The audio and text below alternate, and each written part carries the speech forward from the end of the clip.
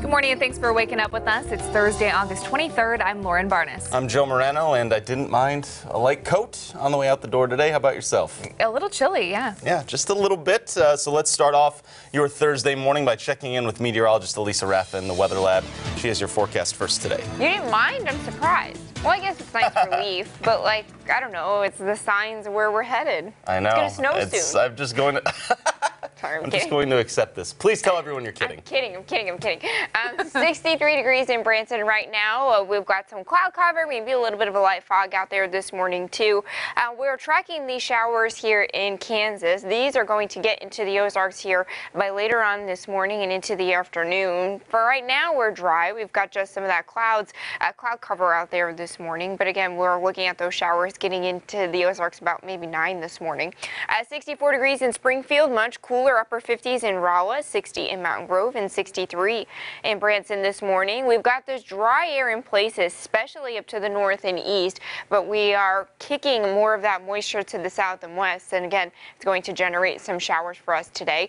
So dry this morning, but we're looking at rain through lunchtime, dismissal, and then even for the evening commute. So dry on your way in with just some cloud cover and pleasant temperatures on the cool side at 61, 76 by dismissal with clouds and showers, maybe an isolated rumble of thunder. We're tracking rain for today, storm chance for tomorrow. The weekend will be summery and hot. Details on that in 10 minutes. We begin this morning with a follow-up story involving a murder-attempted suicide in Texas County earlier this week. The sheriff's office has released new documents detailing how a woman was killed in the town of Roby, as police say 52-year-old Kenneth Clark forced 56-year-old Susan Campbell into a car against her will in a Walmart parking lot. The pictures there are from the Missouri Highway Patrol's endangered person report last Sunday. After an investigation, officers believe the two were former lovers, and Clark had tracked Campbell into the parking lot, but the woman had a restraining order against him because she believed that he was violent. Eventually, police were called to Walt's convenience store in Roby, where they found Campbell dead of a gunshot wound and Clark alive, but injured from a self-inflicted gunshot wound. The officer involved in the case believes Clark planned this event and rented a car to actively stalk Campbell and take her out of the city to kill her. You're right to know now. This morning, a man is behind bars accused of assaulting women after offering them a free ride home from downtown Springfield. Police say 34-year-old Tyson Fairley was posing as a driver for various ride-sharing services. Court documents say he introduced himself as Jay and gave women a card with a phone number on it. He has now been charged with rape, sodomy, and sexual abuse for 2 separate incidents. Both victims said they had not requested a driver through an app, but his card and stickers on his vehicle indicated he was a driver for his service. We spoke to some young adults about this who think that they still feel safe using ride-sharing apps, but sticking together at the end of the night out is a good tip. I always think being in a group's safer than being alone, or at least make sure someone knows where you're at. I would try, honestly, to just get a ride from somebody that you know, if you can. Law enforcement believes there could be more victims out there, and anyone with experience of similar incidents here is encouraged to reach out to police. A Webster County husband and wife are facing felony charges after authorities say they neglected more than a dozen dogs at their Niangua property. The news leader is reporting 79-year-old William Kellogg and 70-year-old Mary Kellogg were accused of animal abuse by a neighbor, claiming they didn't take care of 40-plus dogs at their home. Court documents say the Kelloggs failed to feed puppies to the point where they had to be euthanized and left dogs chained to trees with no shelter. The Kelloggs have prior convictions for cruelty to animals from 1994 in Montana, and they refused to help from the Missouri Humane Society in this case. Happening later today, if you're looking for a job, it's your opportunity to meet with dozens of companies around the Ozarks. The Missouri Career Center is hosting a hiring event this afternoon. More than 40 companies will be present at the Career Center's location on East Sunshine.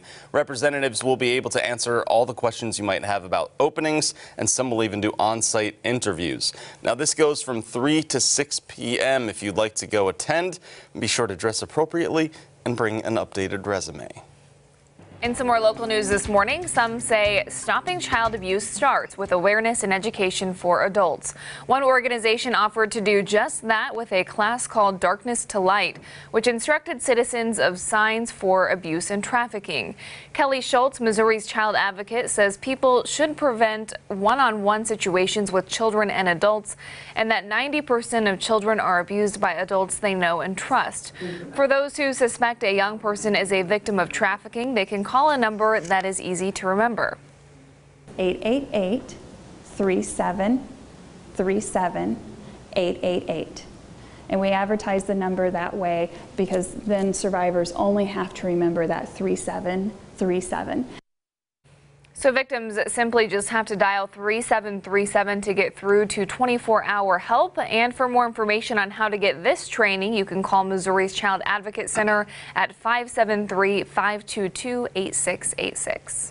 Got some medical coverage for you this morning as experts estimate more than a third of women who should be getting mammograms aren't. Over the next few months, CoxHealth is partnering with Breast Cancer Foundation of the Ozarks to offer free exams for uninsured and underinsured women. Susan Smith with CoxHealth's Breast Care Clinic says one reason women put off getting breast screenings are fears about the cost. If you cannot afford to have a screening mammogram, how can you afford to have the treatment? Every time you go to have a mammogram, it's always that thought process of this could be it. She also says that she understands that women have that fear, but is being dedicated to make sure that women do get screened since early detection is key for this. You don't need to make an appointment for these free mammograms and you don't need to be a CoxHealth patient, but you must be 40 years or older. The first free screening session is this afternoon at Cox North between 3:30 and 5:30. There's another date in September at the Holston Cancer Center on the 19th, followed by more dates in October on the 22nd, and the last free screening will be on October 25th.